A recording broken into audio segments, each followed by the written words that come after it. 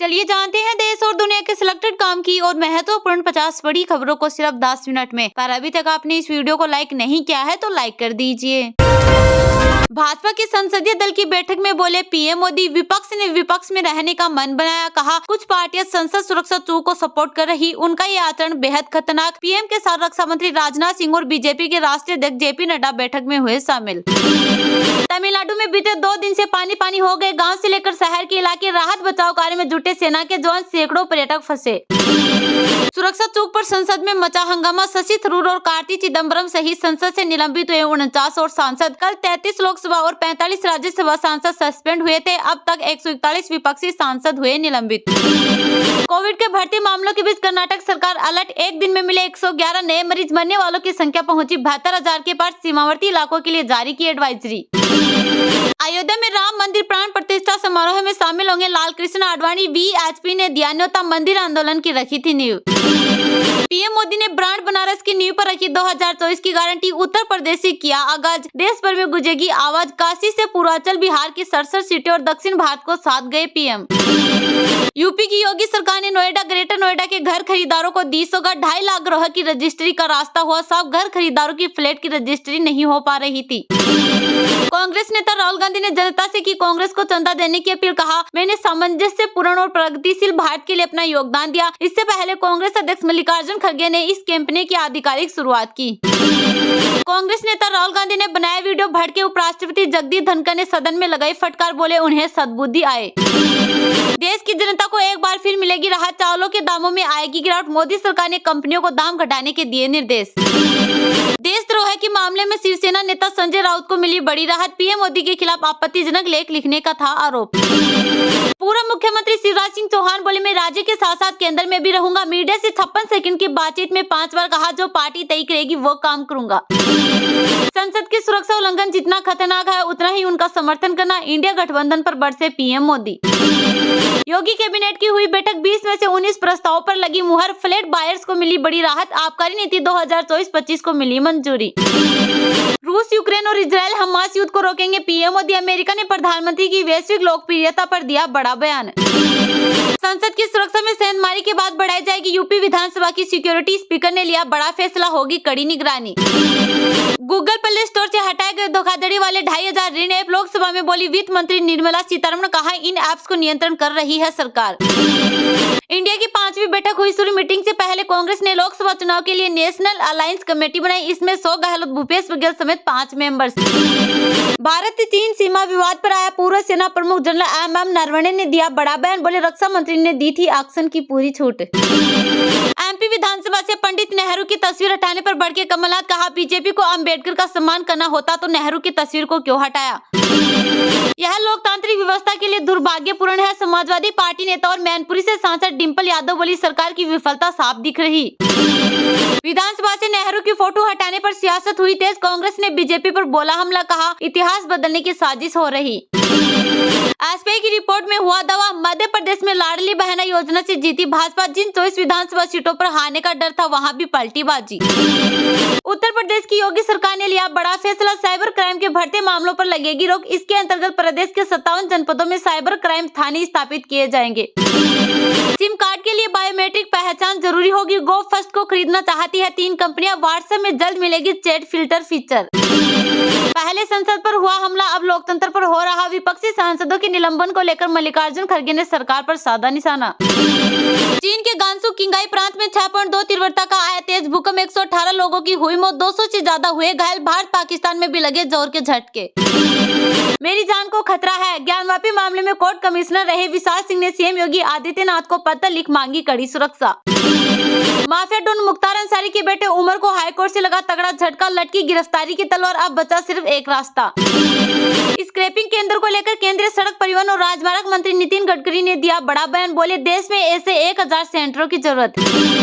LIC ने Tata Motors में अपनी हिस्सेदारी 5.11% से घटाकर 3.09% की। भारतीय शेयर बाजार को दी जानकारी। बैठक से पहले बिहार के सीएम नीतीश कुमार को पीएम उम्मीदवार बनाए जाने की मांग। शिवसेना नेता ने पूछा रथ का सारथी कौन। पीएम मोदी से मुकाबले के लिए इंडिया गठबंधन को सारथी की जरूरत, कांग्रेस के रवैये पर शिवसेना ने सभी सहयोगी दलों को एक साथ लेकर चलने की दी नसीहत। गुजरात से अयोध्या 33 साल बाद फिर निकली रथ यात्रा, आडवाणी को प्राण प्रतिष्ठा में आने का न्योता मिला, ट्रस्ट ने पहले आने से मना किया था। ज्ञानवापी केस, मुस्लिम पक्ष की 5 याचिकाएं हुई खारिज, मंदिर मरम्मत को दी चुनौती, हाईकोर्ट बोले 1991 के केस की सुनवाई 6 महीने में पूरी करे। जनरल नरवणे ने बताया अग्निपथ योजना के आगाज का राज, कहा पीएम मोदी से मुलाकात के समय यह उन्हें 2020 की शुरुआत में अग्निपथ योजना का पता चला। दुनिया के सबसे अमीर आदमी एलन मस्क के एक्स ऑनलाइन प्लेटफॉर्म पर नियमों के उल्लंघन का लगा आरोप, यूरोपीय संघ ने शुरू की जांच। पाकिस्तान के कटास राज मंदिरों के दर्शन के लिए तीर्थ यात्रियों को 62 वीजा किए जारी, भारतीय हिंदू 19-25 दिसंबर तक कर सकेंगे यात्रा।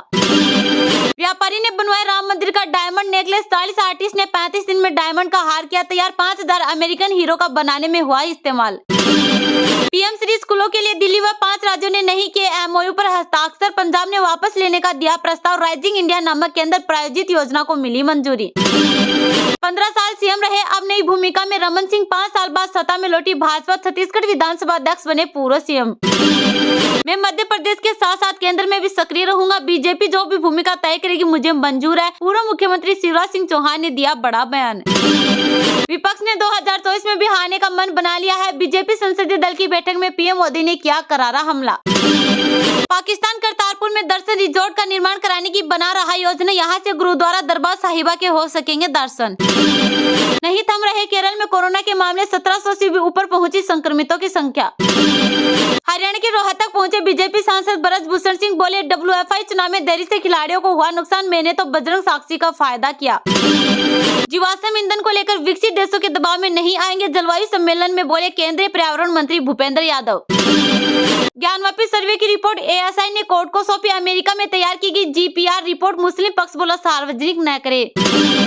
अक्टूबर तक 72 लाख से ज्यादा विदेशी पर्यटक आ चुके भारत, केंद्र की मोदी सरकार ने लोकसभा में दी जानकारी। राम मंदिर में भक्ति की सुगंध, रामलला को समर्पित होगी 108 फीट लंबी अगरबत्ती।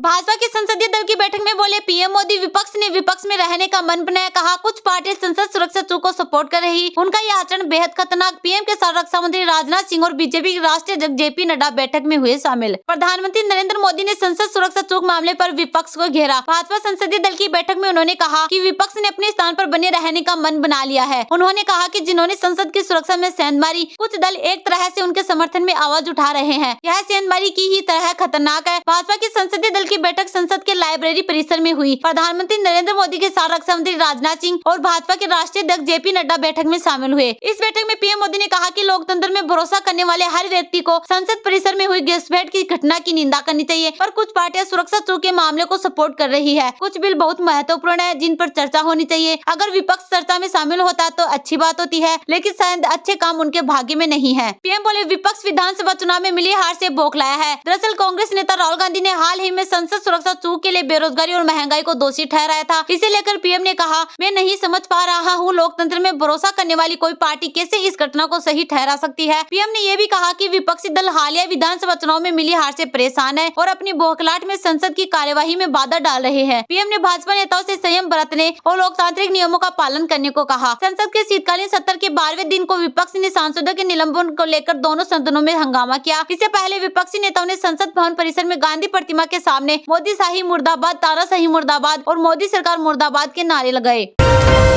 कांग्रेस नेता राहुल गांधी ने जनता से की कांग्रेस को चंदा देने की अपील, कहा मैंने सामंजस्यपूर्ण और प्रगतिशील भारत के लिए अपना योगदान दिया। इससे पहले कांग्रेस अध्यक्ष मल्लिकार्जुन खड़गे ने इसे कैंपेन की आधिकारिक शुरुआत की। देश की सबसे पुरानी पार्टी कांग्रेस आगामी लोकसभा चुनाव से पहले क्राउड फंडिंग के जरिए पैसा जुटा रही है। जनता से चंदा इकट्ठा करने के लिए पार्टी ने डोनेट फॉर देश नाम से अभियान भी शुरू किया है। इस बीच कांग्रेस नेता राहुल गांधी ने भी पार्टी को फंड दिया। पार्टी को डोनेशन देने के बाद उन्होंने कहा, मैंने सामंजस्यपूर्ण और प्रगतिशील भारत के लिए अपना योगदान दिया। मैं आप सभी से दान करने और भारत की आत्मा को बचाने के लिए आंदोलन का हिस्सा बनने का आग्रह करता हूं। कांग्रेस नेता ने इससे जुड़ा एक वीडियो भी सोशल मीडिया प्लेटफॉर्म X पर शेयर किया है, जिसमें वह अजय माकन से पूछ रहे हैं कि इस अभियान के तहत कांग्रेस के लिए कितना फंड जुटाया जाएगा। इस पर माकन ने बताया कि उन्होंने इसके लिए कोई टारगेट नहीं रखा है, लेकिन उन्हें उम्मीद से ज्यादा डोनेशन मिलेगा। इसके बाद राहुल गांधी ने पूछा कि अब तक किस ऑर्गेनाइजेशन ने सबसे ज्यादा पैसा दिया है। इसके जवाब में माकन ने कहा कि फिलहाल इस राज्यवार फंड जुटा रहे हैं, इसके बाद संगठन के आधार पर इसका कैलकुलेशन किया जाएगा। माकन ने बताया कि सबसे फंड महाराष्ट्र से कलेक्ट कैंपेन किया गया है। उसके बाद राजस्थान और फिर उत्तर प्रदेश से पार्टी ने सबसे अधिक फंड जुटाया है। इससे पहले कांग्रेस अध्यक्ष मल्लिकार्जुन खड़गे ने इसे कैंपेन की आधिकारिक शुरुआत की। कांग्रेस अपनी स्थापना के 138 साल पूरे होने पर जनता से 138 रुपए, 1380 रुपए, 13,800 रुपए या फिर उससे 10 गुना राशि चंदे के रूप में देने की अपील कर रही है। इसके लिए कांग्रेस ने Donatic.in नाम से एक पोर्टल भी बनाया है, जिसके जरिए लोग पार्टी को चंदा भेज सकते हैं।